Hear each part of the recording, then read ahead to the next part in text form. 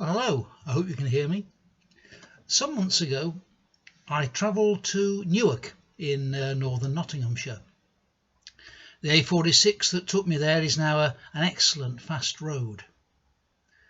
As I sped past a succession of little towns and villages, I couldn't help but notice the difference between the original settlements and what had been added to them.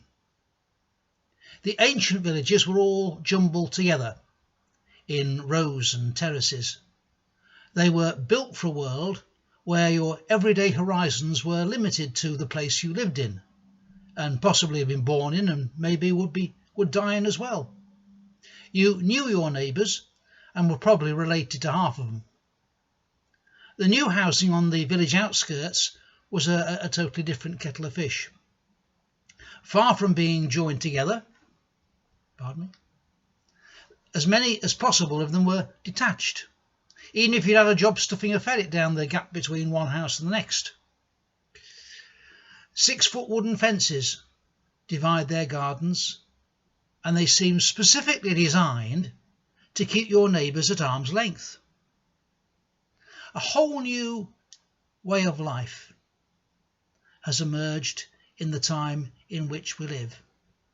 Many of us now work far from home. Our families are far from home.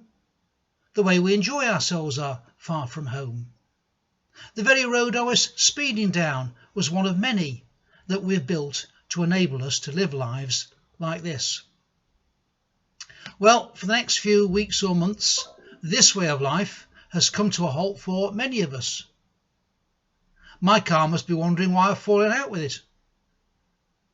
Staring at four walls earlier this week, I recall the words of Jesus, quoting the Old Testament's book of Deuteronomy. Love your neighbour as yourself. Why does he tell us to love our neighbour?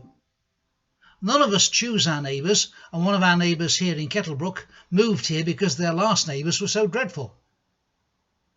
The people closest to us can be a pain up the back passage, and therein lies the challenge of Jesus' words. How do we love the people in our lives who we don't necessarily choose?